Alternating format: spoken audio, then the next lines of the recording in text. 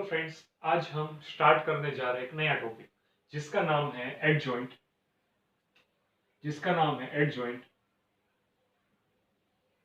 Of matrix. Adjoint of matrix का meaning क्या होता है? ओके, एडजॉइंट समझने से पहले आपको एक टर्म समझनी पड़ेगी, कोफैक्टर।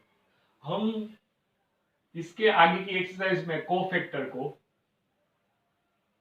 कैसे इंडिकेट करते थे, कैपिटल ए आई जे से मैं कोफैक्टर को इंडिकेट करता था, आप अच्छी तरह से जानते हैं। ओके, नाउ तो एडजॉइंट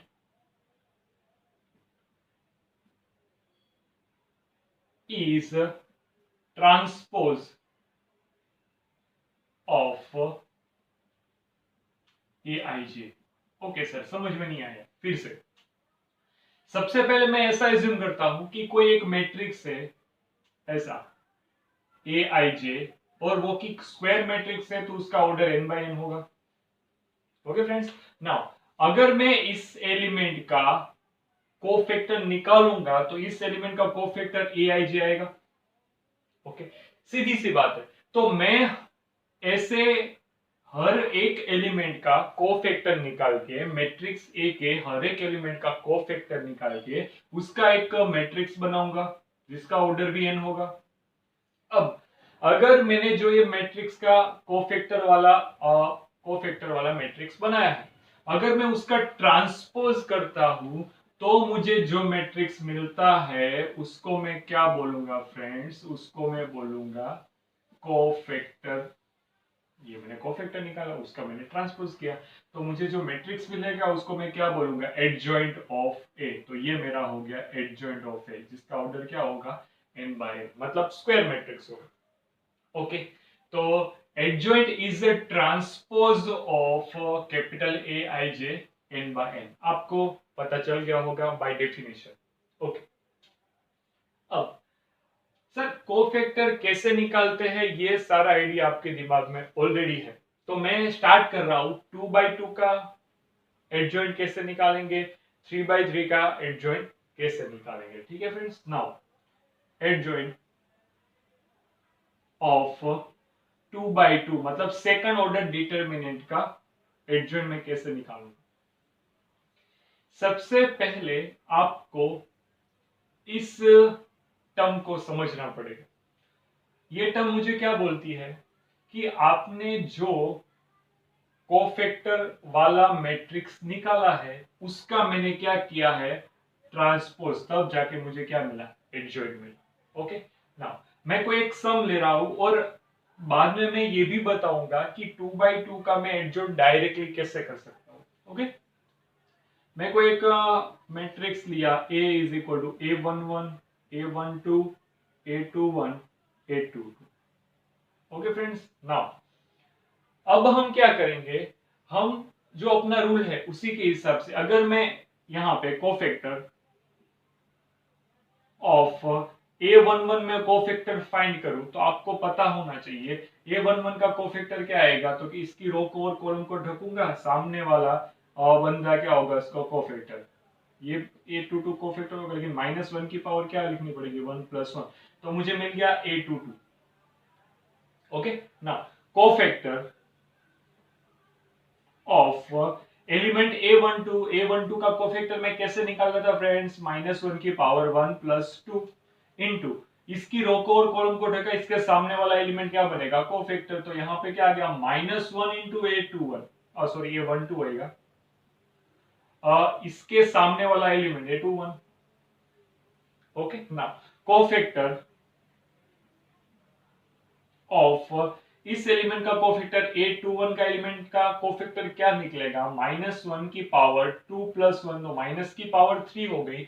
किसी भी नेगेटिव की पावर ओड हो तो मुझे आंसर तो नेगेटिव मिलता है, तो यहाँ पे क्या आएगा? A, इसको मैंने ढक दिया, इसकी इस एलिमेंट का कोफैक्टर फाइंड करूंगा तो इसकी रो को कॉलम को ढकूंगा, सामने वाला एलिमेंट A12 आएगा तो यहाँ पे -A12 मिला।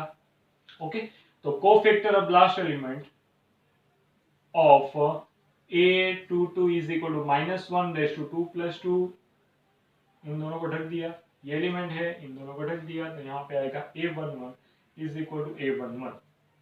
ओके, अभी मुझे डायरेक्टली एडजॉइंट नहीं मिला है, अभी मैं क्या करूंगा, पहले ऐसा एक मैट्रिक्स बनाऊंगा। ओके, तो मैं उस मैट्रिक्स को नाम देता हूं सी। तो सी मुझे क्या मिल गया है, अभी A22 मिला है, क्योंकि A11 का कोफैक्टर मैंने क्या लिखा, A22।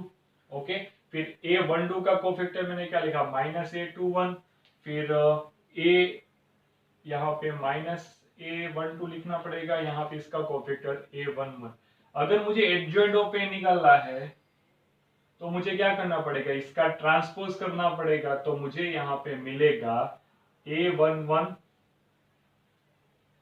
सॉरी, फर्स्ट रो को फर्स्ट कॉलम में बनाऊंगा A22, ये -A21। सेकंड रो को सेकंड कॉलम बना दूंगा, तो ये मेरा क्या हो गया, adjoint of A। Okay friends, ये मुझे मिला एडजॉइंट ऑफ A। देखिए, मैंने सबसे पहले क्या किया, चारों एलिमेंट के कोफैक्टर फाइंड कर लिए। फिर अपने रूल के हिसाब से कोफैक्टर वाला मैंने क्या बनाया था, एक मैट्रिक्स बनाया। फिर उस मैट्रिक्स का ट्रांसपोज किया। ये मेरा मैट्रिक्स सी था, पहले मेरा मैट्रिक्स ए सी है। ओके, अब ये सी मैट्रिक्स है, तो सी मैट्रिक्स का ट्रांसपोज करूंगा, तो C transpose is equal to, ये मुझे मिलेगा कि नहीं मिलेगा। ओके, तो अगर मैं ऐसा सोचूं, A is equal to C transpose is equal to this, तो ये मेरा आंसर राइट हो गया।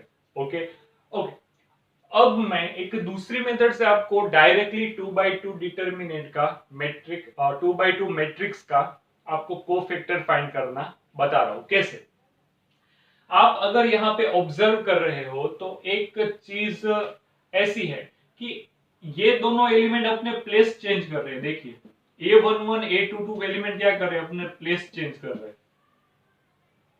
ओके फ्रेंड्स, नाउ मतलब ए का अगर मैं एडजॉइंट निकालूं, आप यहां पे देख सकते हो, ए के एडजॉइंट में 2x2 मैट्रिक्स के ए के एडजॉइंट में क्या होता है, ये दोनों एलिमेंट मतलब प्रिंसिपल डायगोनल के एलिमेंट अपने प्लेस चेंज कर रहे हैं यहाँ पे, एंड सेकेंडरी डायगोनल के एलिमेंट क्या कर रहे हैं, साइन चेंज कर रहे हैं। देखिए A12 A21 माइनस यहाँ पे आ गया होगा, माइनस माइनस। ओके, तो एक मुझे मॉडल ये पता चला, एग्जांपल में बता रहा हूं, अगर मुझे 2x2 डिटरमिनेंट दिया है ऐसा -1 -3 4 एंड 5, और मुझे बोला है इसका एडजॉइंट फाइंड करिए, तो मैं क्या करूंगा, यहाँ पे प्रिंसिपल डायगोनल एलिमेंट का प्लेस चेंज कर दूंगा। ओके, यहाँ पे मैंने किया 5 -1, एंड जो सेकेंडरी डायगोनल है उसका क्या करूंगा, साइन चेंज करूंगा। साइन कैसे चेंज करूंगा, ऑपोजिट साइन कर दूंगा। यहाँ पे -3 है तो मैं क्या लिख दूंगा, +3। यहाँ पे +4 है तो -4। This is the adjoint of A. किसका एडजॉइंट, 2x2 मैट्रिक्स दिया होगा उसका एकदम इजीली आप निकाल सकते हो। और एक एग्जांपल लेते हैं। एग्जांपल सेकंड में आपको ये बता रहा हूं कि अगर मुझे कोई ऐसा मैट्रिक्स दिया होगा 1 2 3 4, ये आपकी एक्सरसाइज का सम है। ओके, एक्सरसाइज का फर्स्ट सम है। इसका मैं अगर एडजॉइंट फाइंड करूंगा तो एडजॉइंट मुझे क्या मिलेगा, आपको पता है प्रिंसिपल डायगोनल एलिमेंट का क्या करना है, प्लेस चेंज करना है। यहाँ पे आएगा 4, ये होगा 1, एंड सेकेंडरी डायगोनल एलिमेंट जो है आपके पास उसका क्या करेंगे, साइन चेंज कर देंगे। प्लस होगा तो माइनस कर देंगे, माइनस होगा तो प्लस। तो this is the answer of adjoint matrix है। 2x2 का एडजॉइंट फ्रेंड्स ऐसे होते हैं, आप देख सकते हैं। ठीक है, तो एडजॉइंट की डेफिनेशन सिर्फ आप इतनी याद रखोगे, ये तो मैंने आपको बताया। तो यहाँ पे लिखूंगा इफ एनी ए कैसा होना चाहिए, स्क्वायर मैट्रिक्स। ओके, तो इसके ऊपर से मैं इसके कोफैक्टर का मैट्रिक्स निकाल के उसका ट्रांसपोज करूंगा। तो ट्रांसपोज करने से क्या होगा, ये आई रो थी, ये जे कॉलम थी, ट्रांसपोज करने से क्या होगा, जे रो हो जाएगी और आई कॉलम हो जाएगी। तो ये मेरा एडजॉइंट का कॉन्सेप्ट हो गया 2x2 के लिए। Okay, pause the video.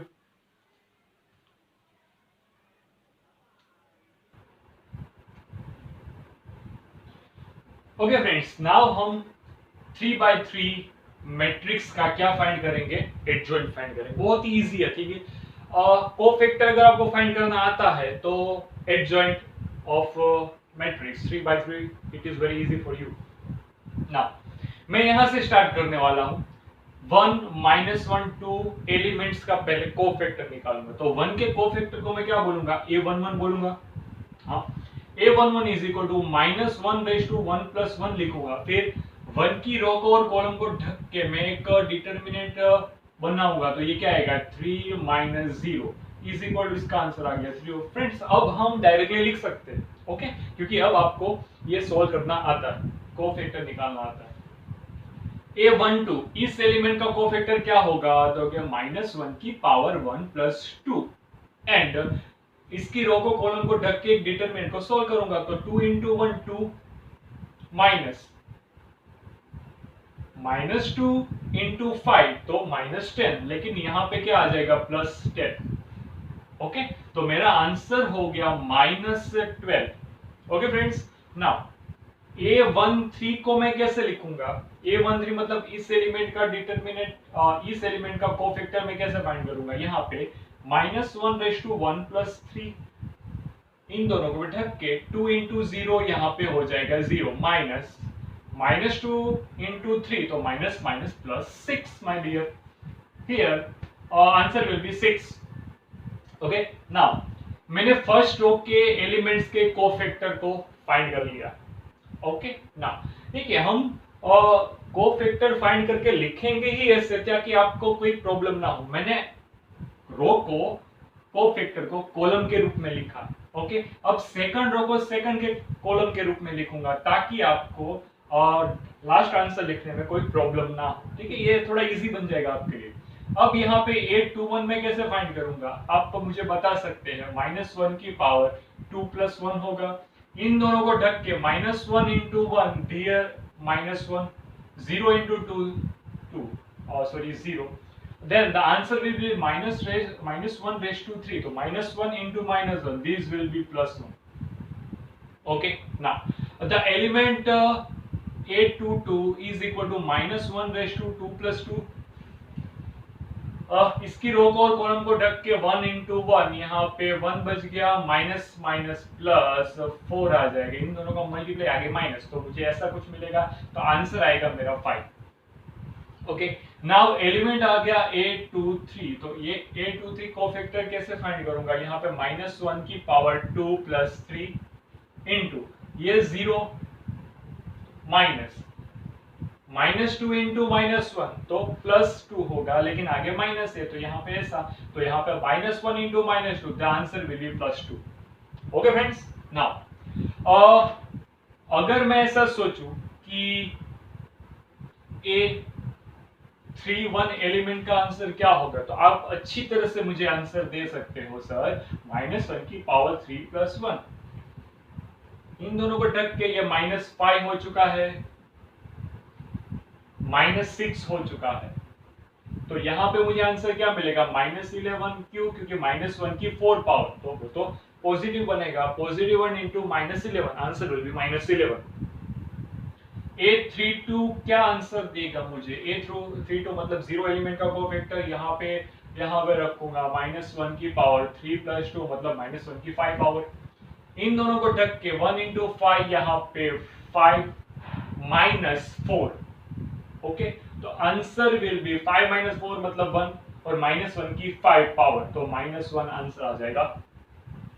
इस एलिमेंट का 833 का आंसर कैसे निकलेगा, -1 की पावर 3 + 3 फ्रेंड्स। ओके, इन दोनों को ढक के ये हो गया 3 माइनस प्लस 2, तो आंसर मुझे क्या मिलेगा, +5। ओके फ्रेंड्स, नाउ आप ऐसा देख सकते हो कि मुझे यहाँ पे एक मैट्रिक्स बनाना है जिसको मैं एडजॉइंट बोलूंगा। तो एडजॉइंट और कुछ नहीं है, कोफैक्टर मैंने जो निकाले है उसका मैं मैट्रिक्स बनाऊंगा और मैट्रिक्स का मैं क्या करूंगा, ट्रांसपोज कर दूंगा। ओके, नाउ तो मैंने एक चीज आपको पहले स्टार्टिंग, इस सब के स्टार्टिंग में एक बताई थी कि मैं ऐसी रो के कोफैक्टर को ऐसे लिखूंगा। तो इन शॉर्ट मैंने क्या किया है, ऐसे एलिमेंट को मतलब रो के एलिमेंट को कॉलम में लिख दिया है, तो वो मैंने वन काइंड से ट्रांसपोज आपको बना के दिया। तो यहाँ पे आपको डायरेक्टली एडजॉइंट क्या लिखना है, 3 - 12 6, यहाँ पे आएगा 1 5 2, यहाँ पे आएगा -11 -1 5। This is the answer of adjoint of matrix A. Okay friends, आप देख सकते हो, please pause the video, note it down.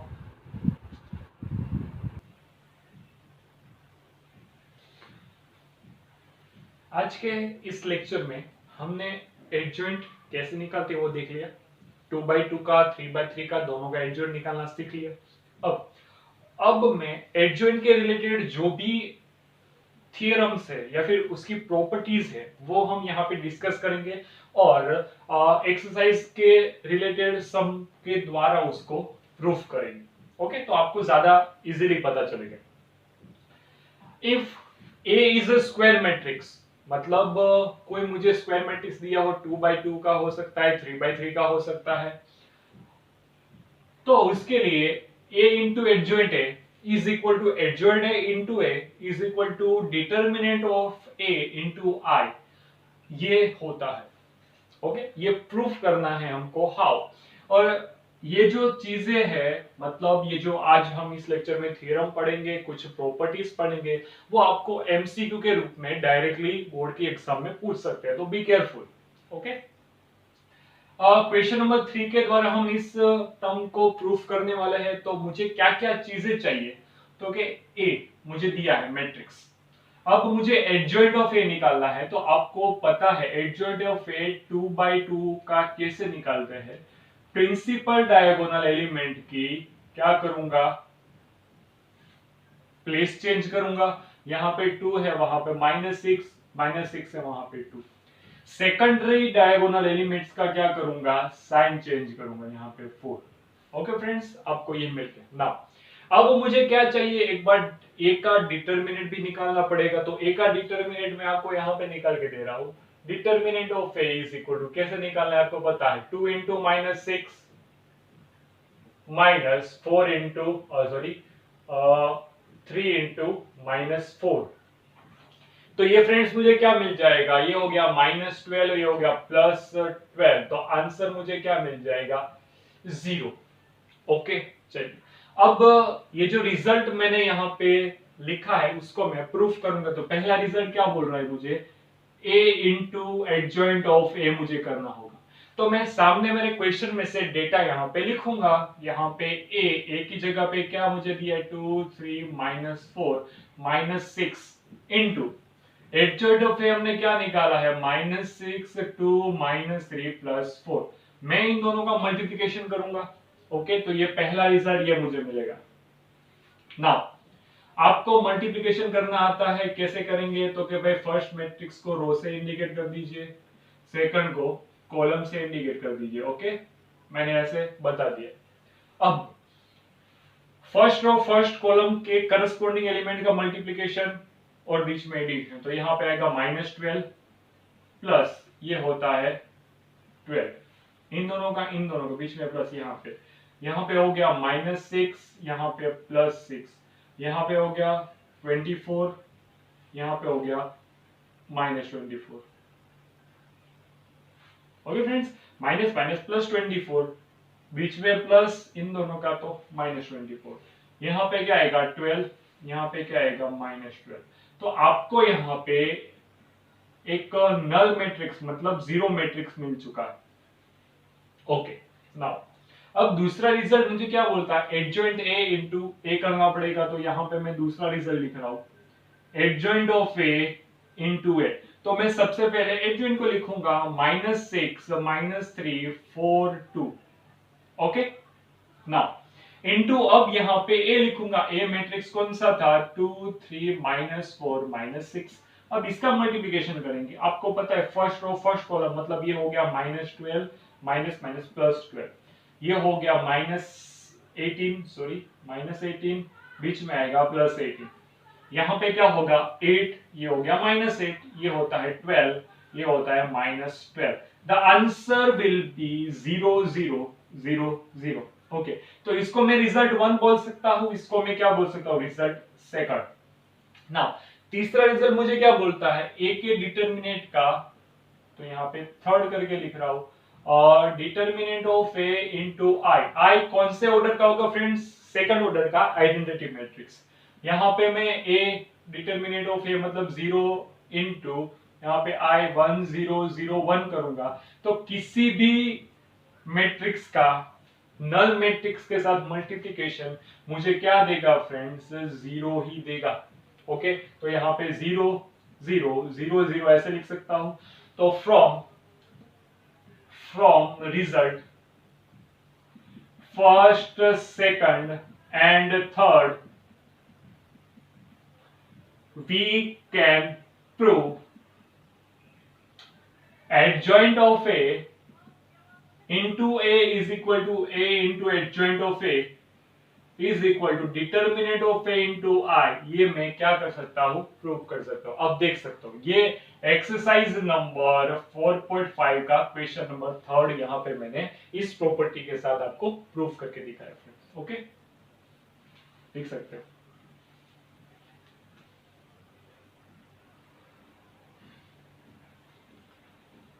Non singular matrix and singular matrix, ठीक है। अब जो ये चैप्टर है थोड़ा अप लेवल में जा रहा है धीरे धीरे से। नॉन सिंगुलर मैट्रिक्स मतलब क्या होता है कि अगर मेरा मैट्रिक्स ए स्क्वायर मैट्रिक्स है एंड उसका मैं डिटरमिनेंट निकालूं is not equal to zero आएगा, किसी भी स्क्वायर मैट्रिक्स का डिटरमिनेंट जीरो नहीं आता है तो उसको मैं नॉन सिंगुलर मैट्रिक्स बोलूंगा। अगर किसी स्क्वायर मैट्रिक्स का डिटरमिनेंट जीरो आता है तो उसको मैं क्या बोल दूंगा, सिंगुलर मैट्रिक्स बोल दूंगा। ठीक है, बहुत ही काम की चीजें है ये singular and non singular matrix. इसके ऊपर से मुझे दो थ्योरम मिले। कौन से थ्योरम, कि अगर ए जो है इज ए का determinant is not equal to zero, मतलब ए जो है वो कैसा है, नॉन सिंगुलर है। बी का determinant not equal to zero मतलब बी भी नॉन सिंगुलर है। कैसे ऑर्डर के, सेम ऑर्डर के। तो देन ए इंटू बी, अगर ए बी का मैं मल्टीप्लाई करके उसका डिटरमिनेंट निकालूंगा वो भी जीरो नहीं होगा। मींस ए इंटू बी करूंगा वो भी क्या होगा, नॉन सिंगुलर। और बी इंटू ए करूंगा वो भी मुझे क्या मिलेगा, non singular matrix of same order. Okay friend, ये जो चीजें हैं ये हम आराम से इजीली प्रूफ कर सकते हैं, इसमें कोई बड़ी बात नहीं। ठीक है, तो कोई भी सम उठा के आप इसको प्रूफ कर सकते हो, एकदम एक्सेप्टेबल है प्रॉपर्टी थ्योरम। ये थ्योरम क्या बोलता है, for any square matrix A and B क्या होना चाहिए, स्क्वायर मैट्रिक्स सेम ऑर्डर का।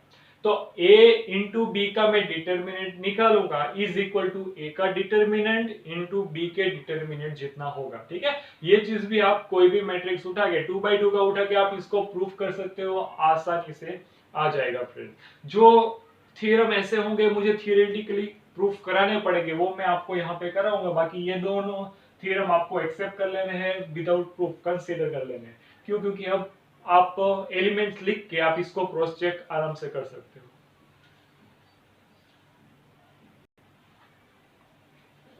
बहुत ही यूजफुल थ्योरम ये है।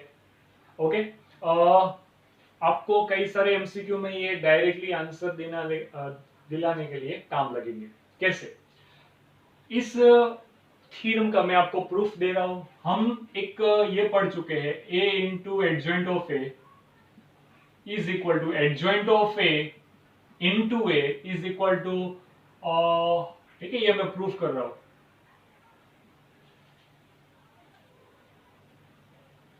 मैं यहां पे इन दोनों का यूज करने वाला हूं, फर्स्ट एंड थर्ड का। अगर मैं ऐसा लिखूं A into adjoint of A is equal to determinant of into I, तो मैं ऐसा आपको बता सकता हूं कि अगर मैं यहाँ पे ए को 3/3 मतलब ए को थर्ड ऑर्डर में ले रहा हूँ तो आपको ये पता होना चाहिए कि आगे हम जो मैट्रिक्स के सम किए हैं उसमें कई बार मुझे आई का यूज करना पड़ा था। वो मैं किसके हिसाब से लेता था, ए के हिसाब से, मतलब ए जिस ऑर्डर का होगा उसी ऑर्डर का मैं आई को कंसिडर कर लूंगा। तो यहाँ पे मैं I3 लिख दूंगा। तो A into adjoint of A is equal to determinant of A into यहाँ पे मैट्रिक्स 1 0 0 0 1 0 0 0 1 ले सकता हूँ फ्रेंड्स। ओके, अभी आप ऐसा समझ रहे होंगे सर अब इसको मैं अंदर मल्टीप्लिकेशन दूं, हाँ मल्टीप्लाई मैं करूंगा, लेकिन उसके बाद का स्टेप मेरा क्या होगा। ओके, आपको पता है अगर मैं मैट्रिक्स के अंदर किसी भी एलिमेंट्स के मल्टीप्लाई करता हूं तो हर एक एलिमेंट को जाएगा अंदर। तो यहाँ पे determinant of A 0 0 0 determinant of A 0 0 0 determinant of A, ऐसे हो जाएगा। अब मैं क्या करने वाला है उसके ऊपर थोड़ा कॉन्सेंट्रेट करिएगा। मैं दोनों साइड जो यहाँ पे मैट्रिक्स दिया है यहाँ पे भी मैट्रिक्स, मैं अब इनको डिटरमिनेंट में चेंज करूंगा, तो यहाँ पे मैं डिटरमिनेंट ले रहा हूँ, दोनों साइड ले सकता हूँ। ओके, तो यहाँ पे क्या होगा, डिटरमिनेंट में ये एलिमेंट्स आ जाएंगे फ्रेंड्स। ओके, यहाँ पे 0, यहाँ पे ओके। अब ये जो हो चुका है वो क्या हो चुका है, डिटरमिनेंट हो चुका है। क्या हो चुका है, डिटरमिनेंट। ओके, तो डिटरमिनेंट के अंदर मैं एक ऐसा काम कर सकता हूं, मैंने आपको ये बताया था कि a इंटू बी का determinant is equal to A का डिटरमिनेंट बी का डिटरमिनेंट। अभी जस्ट थोड़ी देर पहले हमने ये प्रॉपर्टी पढ़ी। ओके, तो मैं यहाँ पे इसको ऐसे लिख सकता हूं, by using this determinant of A into adjoint का डिटरमिनेंट लिख सकता हूं फ्रेंड्स। राइट हैंड में मैं क्या करूंगा, ए यहां से बाहर निकालूंगा, डिटरमिनेंट ऑफ यहां से बाहर निकालूंगा, डिटरमिनेंट यहाँ पे तीनों रो में से मैं डिटरमिनेंट ऑफ ए को बाहर निकालूंगा। यहाँ पे क्या आएगा, डिटरमिनेंट ऑफ ए का क्यूब, क्योंकि एक बार, दो बार, तीनों बार बाहर निकलेगा तो 3 पावर हो जाएगी। और यहाँ पे क्या बन गया फ्रेंड्स, यहाँ पे बन गया 1 0 0 0 1 0 एंड 0 0 1। ओके ना, अब आप इसका आंसर निकालोगे तो इसका आंसर तो आपको 1 ही मिलेगा फ्रेंड्स, इसका आंसर आपको 1 मिलेगा। तो ये एक बार डिटरमिनेंट, यहाँ पे 3 बार 3 टाइम्स डिटरमिनेंट, तो वो एक बार कैंसिल हो जाएगा। तो एडजॉइंट ए का डिटरमिनेंट इज इक्वल टू ए के डिटरमिनेंट का स्क्वायर, ये हो गया मेरा आंसर। ओके, अब यहाँ पे आपको ये क्वेश्चन होगा, सर ये तो थर्ड ऑर्डर के लिए था, फोर्थ ऑर्डर के लिए, फिफ्थ ऑर्डर के लिए क्या करूंगा। तो यहाँ पे आपको एक मोरल लिखता हूं, नोट आपको बता रहा हूं, note. If A is a square matrix of n order, n order का अगर स्क्वायर मैट्रिक्स होगा तो फ्रेंड्स मैं स्टैंडर्डली ये लिख सकता हूं, एडजॉइंट ए का determinant is equal to determinant A की पावर क्या आएगी, n-1। आप यहां पे देख सकते हो, ये थर्ड ऑर्डर का था तो मैं क्या लिखा, डिटरमिनेंट ए की पावर 3 - 1 तो 2 आ गए। यहाँ पे ऑर्डर फोर्थ होता तो कितना पावर आता, 3 पावर। ओके, आप इसको कंसीडर करिए एज अ प्रूफ, लिख लीजिए।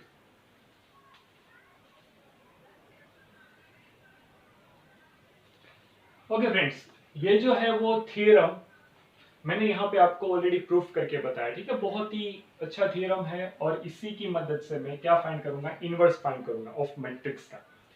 और एक इनवर्स हमने by using row elementary operation किया है। ओके, रो ट्रांसफॉर्मेशन की मदद से हमने इनवर्स फाइंड किया मैट्रिक्स चैप्टर के अंदर। और यहाँ पे ये दूसरी तरह से इनवर्स फाइंड करेंगे। कैसे, square matrix A is inversible if and only if A is a non-singular matrix। Okay, ये जो है वो मैं आपको यहाँ पे प्रूफ करके दिखा रहा हूँ। If A is a n by n square matrix, n A जो है वो n ऑर्डर का स्क्वायर मैट्रिक्स है, B is a inverse of A of order n। Okay, तो हम चैप्टर नंबर 3 के अंदर एक थ्योरम पढ़ चुके हैं कि अगर A का इनवर्स B है तो a into B is equal to B into A is equal to I, ये हम वहां पे पढ़े हैं और हमने वहां पे प्रूफ भी किया। ओके, तो इसी का यूज करके हम इनवर्स का कॉन्सेप्ट फिर से बता रहे हैं। मैं तीनों साइड डिटरमिनेंट लगा रहा हूं, क्या लगा रहा हूं, डिटरमिनेंट। ओके, तो आपको ये तो थ्योरी जस्ट थोड़ी देर पहले ए बी का determinant is equal to A का डिटरमिनेंट इंटू बी का डिटरमिनेंट, इसके ऊपर से आप ये लिख सकते हो, इसके ऊपर से आप ये लिख सकते हो। और आई एन का डिटरमिनेंट मतलब आइडेंटिटी मैट्रिक्स का डिटरमिनेंट कंपलसरी तो 1 ही आता है फ्रेंड्स। ओके, आप ऐसा सोचोगे तो यहां पे आपको एक इक्वल टू मिल गया 1। कैसे, ए का बी का डिटरमिनेंट का multiplication is equal to B का ए का determinant multiplication is equal to 1। Okay, ऐसा कब पॉसिबल हो सकता है कि अगर ये जो है determinant of A not equal to 0 होगा, मतलब ये 0 नहीं होगा, तभी ये पॉसिबल हो सकता है। अगर ये 0 हुआ तो 1 के नीचे 0 चला जाएगा। ओके, तो ये तो अनडिफाइंड हो जाएगा।